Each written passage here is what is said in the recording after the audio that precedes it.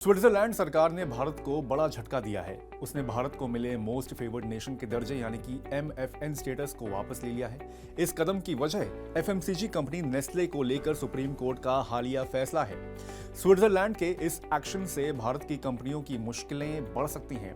आइए समझते हैं कि मोस्ट फेवर्ड नेशन का दर्जा छिनने से भारत पर क्या होगा असर। स्विट्जरलैंड के वित्त मंत्रालय ने भारत के मोस्ट फेवर्ड नेशन यानी कि तरजीही देश के दर्जे को खत्म करने का फैसला लिया है। स्विस सरकार का यह फैसला नए साल यानी कि 1 जनवरी 2025 से लागू होगा। इस बदलाव से उन भारतीय कंपनियों को खास तौर पर परेशानी हो सकती है जिन्होंने स्विट्जरलैंड में निवेश किया हुआ है, यानी वे कंपनियां जो स्विट्जरलैंड में कारोबार कर रही हैं। उन्हें पहले के मुकाबले अपनी कमाई खासकर डिविडेंड पर नए साल से ज्यादा टैक्स चुकाना पड़ेगा। इंडस्ट्रियल, टेक्नोलॉजी और फाइनेंस इंडस्ट्री से जुड़ी कई कंपनियां स्विट्जरलैंड में काम करती हैं।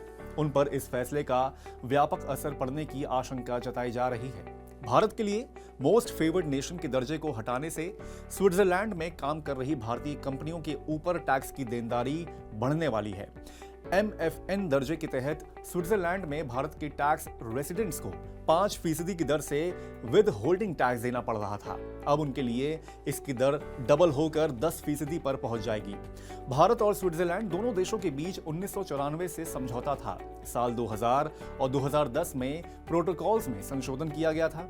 स्विट्जरलैंड ने सुप्रीम कोर्ट के फैसले को आधार बनाकर भारत के लिए MFN का दर्जा समाप्त करने का निर्णय लिया है। स्विट्जरलैंड के वित्त मंत्रालय का कहना है कि उसने अंतर्राष्ट्रीय समझौते पर अमल करते हुए भारत को स्वतः MFN के फायदे देने की शुरुआत की थी, लेकिन अब उसे पता चल रहा है कि उसके द्वारा दिए जा रहे फायदे एक तरफा हैं। इसलिए 1 जनवरी 2025 से इस फायदे को वापस लिया जा रहा है। स्विट्जरलैंड में मुख्यालय वाली बहुराष्ट्रीय कंपनियां नेस्ले से जुड़े एक मामले से ये पूरा विवाद शुरू हुआ है। नेस्ले भारत के FMCG बाजार की एक मजबूत प्लेयर है।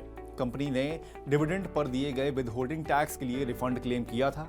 उसके लिए भारत और स्विट्जरलैंड के बीच समझौते के MFN क्लॉज का हवाला दिया गया था। सुप्रीम कोर्ट ने इस मामले में कहा था कि जब तक इनकम टैक्स कानून के तहत औपचारिक अधिसूचना जारी नहीं होती है, MFN के फायदे तब तक स्वतः लागू नहीं हो सकते।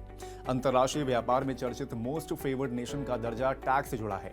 यह अंतर्राष्ट्रीय व्यापार में सुनिश्चित करता है कि सभी देशों को प्रतिस्पर्धा करने का बराबर मौका मिले और दोहरे कराधान यानी कि डबल टैक्सेशन के खतरे को कम करता है।